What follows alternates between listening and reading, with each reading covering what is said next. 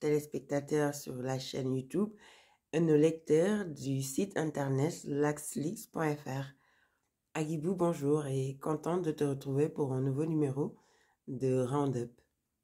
Bonjour amis internautes et followers de LASLIX. Très content de me retrouver encore ce dimanche pour un nouvel épisode de Roundup de l'actualité.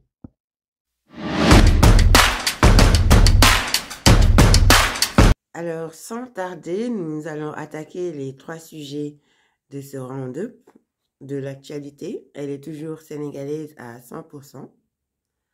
Enfin, sauf sur la dernière question. Elle est un peu franco-sénégalaise. Et nous allons démarrer avec l'exclusion de Madame Aminata Touré.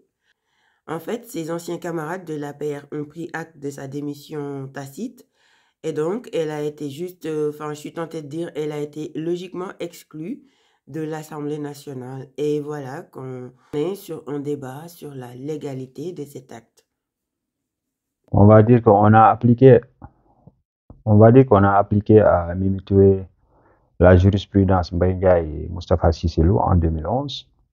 Il faut rappeler que en 2011, ils ont été exclus parce que le PDS avait constaté leur démission du fait justement de l'agitation dont il se démontrait sur la place publique en faveur de Macky Sall, qui venait de quitter le navire PDS.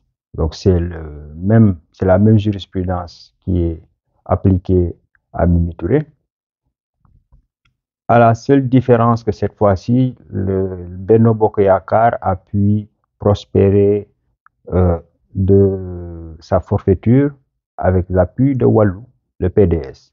Et donc, qu'est-ce que ça évoque? Ça évoque le contentieux politique et judiciaire qui oppose la personne de Ami Touré en tant que ministre de la Justice du premier gouvernement de Macky Sall, qui a eu à traiter la question, le problème Karim Wade par le truchement de la mise sur orbite de la Cour de répression de l'enrichissement illicite. Et on avait vu la véhémence qui l'a caractérisée et la virulence par moment même dont elle s'est démontrée à l'égard du PDS et ce qui avait été ressenti de l'autre côté comme étant de l'acharnement.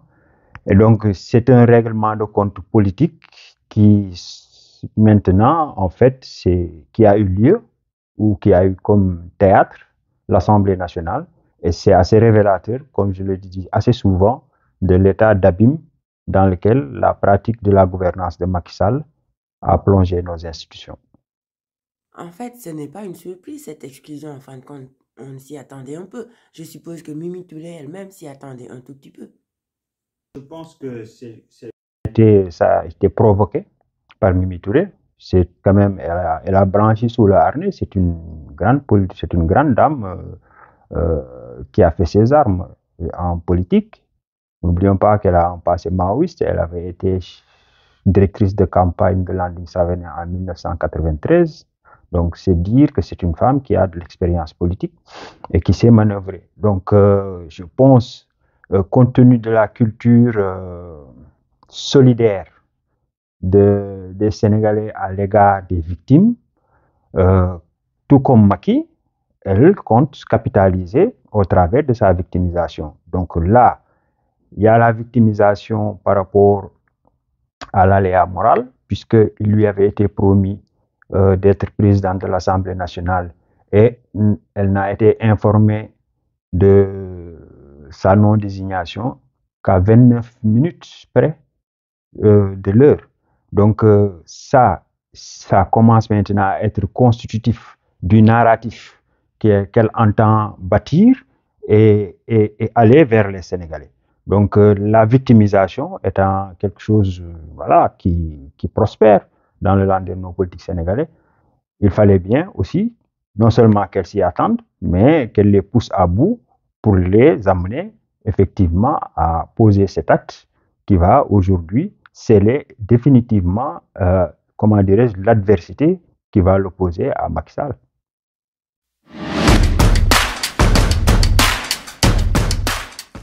Restons au Sénégal pour ce deuxième sujet de ce round-up de l'actualité pour parler de la sortie du magistrat Bassirou Gueye qui répondait aux nombreuses accusations du leader du PASTEF. Encore un débat sur l'opportunité d'une pareille conférence et même sur la légalité, puisqu'il s'agit d'un magistrat qui est tenu de respecter le secret professionnel sur une affaire dont il a été dessaisi, il faut le rappeler. Écoute, c'est toujours, comme je l'ai dit, hein, révélateur, encore révélateur des, des, des, des abysses, de l'abîme dans lesquels la gouvernance de Macky Sall et sa pratique institutionnelle a plongé le pays. C'est quelque chose, pour moi, à mon avis, qui doit être inédit dans l'histoire du Sénégal ou dans l'histoire même tout court, qu'un procureur qui avait charge dossier, autant pour moi, qui en a été libéré, se permette, pendant que le dossier est encore en instance, de sortir, argue-t-il, du fait qu'il y a une pression familiale et des amis euh, qui l'ont amené à vouloir laver sa peau à grande eau. Autant il est juge, autant il ne peut pas être parti. Donc il faut choisir son camp. Après, il faut aussi reconnaître que le dossier auprès de l'opinion a été très politisé et on le considère comme étant un dossier politique. Et le sieur Ousmane Sonko en a fait sa tête de turc, à tort ou à raison, lui seul sait. Et lui, comme le général Moussa Fall et un ensemble de hauts fonctionnaires ou des commis de l'État ont été cités à travers les conférences de presse d'Ousmane Sonko. Humainement, ça peut se comprendre, c'est des gens qui ont quand même une vie familiale et une vie sociale et qui ont un honneur à préserver. Donc, on peut comprendre qu'ils soient affectés, mais les règles sont les règles. Et les textes sont faits pour être appliqués et respectés scrupuleusement. D'autant que M. Bassirou Gueye est à la tête de l'OFNAC, qui, me semble-t-il, dans ses dispositions juridiques, l'enferme dans un devoir de réserve. Donc, il était doublement tenu de nous éviter ce spectacle qui, malheureusement, a été de très mauvais goût, qui a été pas du tout bien perçu au sein de l'opinion. Voulait-il éclairer la lanterne des gens qui ne les a encore beaucoup plus assombris? Justement, à ce sujet, mis à part le débat sur la légalité de sa sortie et l'opportunité, est-ce que finalement il a un peu éclairé la lanterne des Sénégalais ou est-ce il a mis beaucoup plus de doutes dans l'esprit des gens? Je pense qu'on aurait pu avoir une opinion beaucoup plus fondée et scientifiquement valide si du côté d'Ousmane Sonko, nous avions ses avocats. Parce que ce sont eux les professionnels du droit. Il faut quand même reconnaître que Serigne Bassirou Gueye parlait, entre guillemets, escalité en tant que praticien du droit. Il l'a même dit, 24 ans de pratique judiciaire.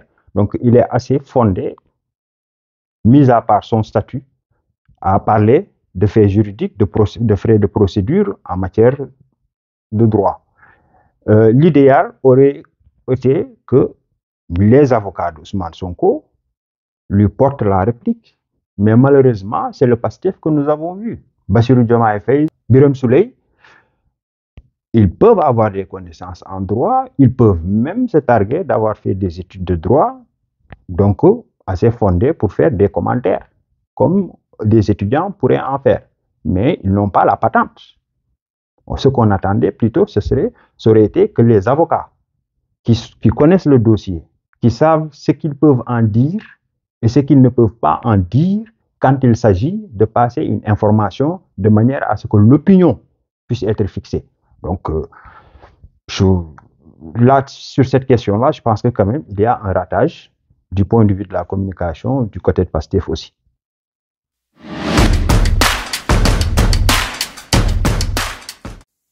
Et nous enchaînons sur le dernier sujet, à savoir le terre. Une nouvelle polémique est née sur l'exploitation de ce terre sénégalais qui n'appartiendrait pas aux Sénégalais, d'après un papier, enfin un sujet de mes confrères français du Point. Bah, tout ça est bien confus dans la tête des Sénégalais finalement. En fait, il y a une confusion et c'était le but, je pense. Cet article-là n'est pas venu de manière inopportune ou comme ça sur le tas. Je pense que ça obéit bien à un schéma politique du point de vue de la France. Mais ça, j'y reviendrai. Pour revenir maintenant sur le contenu, qui peut aujourd'hui dire que le terre n'appartient pas aux Sénégalais? Ça, c'est de la rigolade. Maintenant, il y a, je pense qu'avec le docteur Abdourahmane Diouf, président du parti Awalé, dès l'aube de ce projet, avait quand même tiré la sonnette d'alerte à propos du contrat d'affermage, c'est-à-dire le fait de donner l'exploitation, la concession de l'exploitation à une société étrangère et tout ça. Mais je pense que le patrimoine, les chemins de fer et tout ce qui s'ensuit appartiennent au Sénégal. C'est la question ici, c'est à propos de l'exploitation et de la rentabilité euh, de la société d'exploitation du terre. Voilà, c'est ça la question. Et visiblement, l'exploitation est déficitaire et ça amène l'État du Sénégal à mettre la main à la poche pour combler le déficit, nonobstant justement le déficit budgétaire ou enfin le déficit public ou le poids de la dette qui nous pend au nez. Donc, c'est des opportunités budgétaires sur lesquelles les gens peuvent débattre à foison. Mais l'article, en mon sens, procède, comme je l'ai dit, d'un agenda politique et ce n'est pas un hasard, puisqu'il a été publié à la suite de la visite de Marine Le Pen à Dakar qui avait été reçue en catimini par Macky Sall. Et je pense que cette réception de Marine Le Pen par Macky Sall n'est pas du goût de la Macronie, puisque Macron a créé une mosaïque composée de la droite à la gauche centre-droit.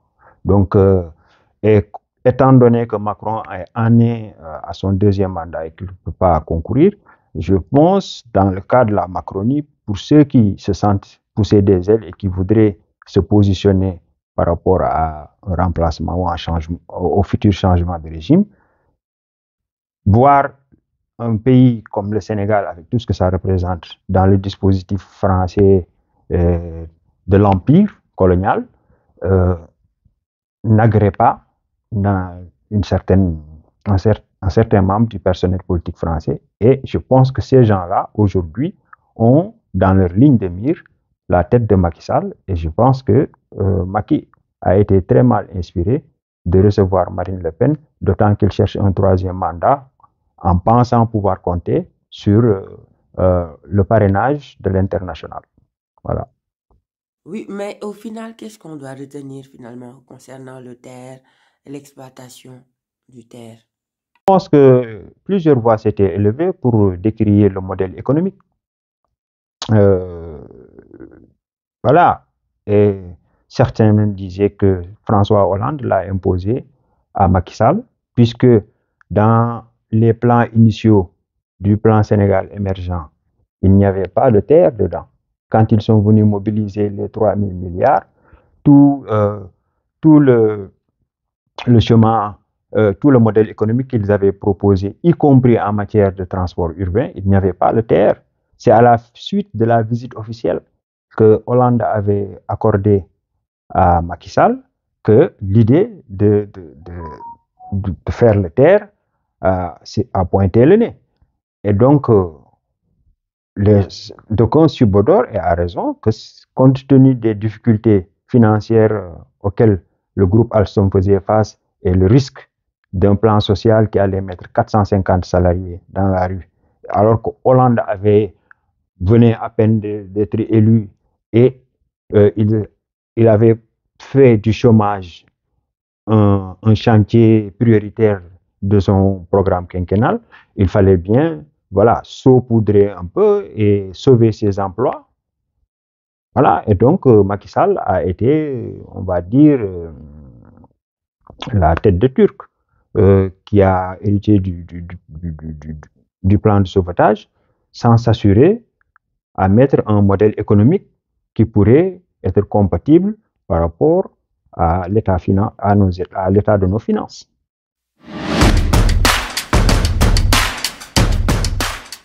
Voilà, cette émission arrive à son terme. Je te laisse, comme d'habitude, dire les derniers mots.